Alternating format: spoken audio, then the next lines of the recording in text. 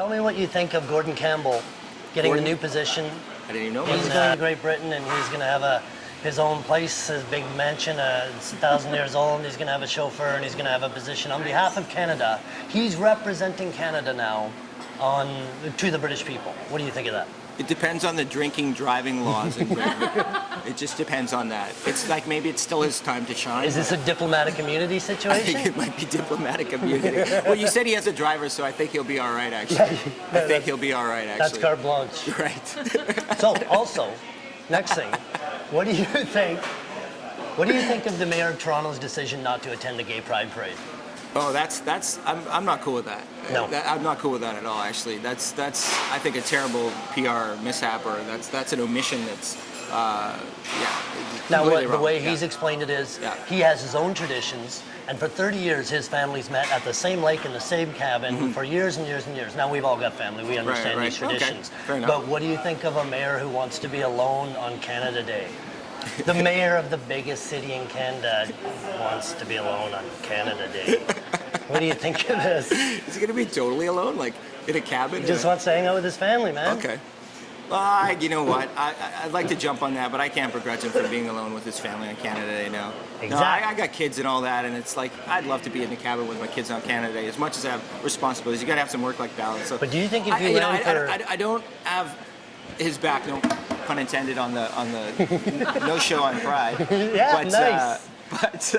But I support him on being alone on Canada Day with his family at the cabin. That's cool. Do you think that's plausible when you run the biggest city in Canada? Work-life balance, man. Like, he's got to have some downtime. It's if shit's going down in Toronto and he's not taking care of business right now. I don't know what the current state of municipal politics is in Toronto. At least they're burning cars where a couple years ago or whatever it is. We got more problems in Vancouver right now to deal with and attend to. That's I don't know. We should be looking at our home shores right now, I think. Fair enough. Yeah. And what do you think of the GST, PST, HST vote? Oh man. Are you It's like educating yourself on this? nobody in BC wants it, unfortunately. Some of the higher level thought within financing in BC, some of it makes sense actually looking into it. As much as I'm like, I have a small business, and it really hurt me because my burnt rate went up. Like my commercial rent went up, and that was very difficult for a small and medium business. It wasn't fun. You recoup those costs later, but that's assuming that that's fine. Do you see the representation of small business on the commercials on television? We're don't get me inundated, so I'm started. wondering Okay, how much no. you think of this. I am in a commercial building just across the way here that 2 years ago had 26 tenants. They're down to 6 tenants. Anybody that tells you this recession is over is full of shit. Like 26 to 6. There's no way. And when you look at it, what's happened is some bigger corporations have gotten help. Nobody in the small medium business space has gotten any help. And those are all people that are employing 5 to 15 people that, again, if you take them all collectively across this country, when the post-mortem is told on this thing and you really look at the damage caused by that, a lot of those small business people end up going to work for larger companies. They had to sort of give up on maybe their dream of being an entrepreneur or whatnot.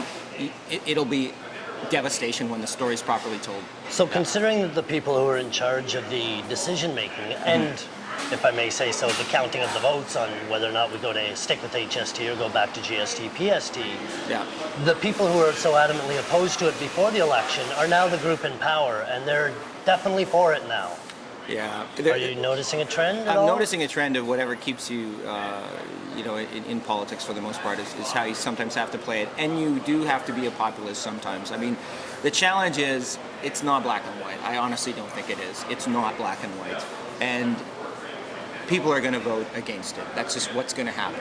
So, you got to go with the tide. That's all. Fair enough. Yeah. Thank you. Cheers. Appreciate it.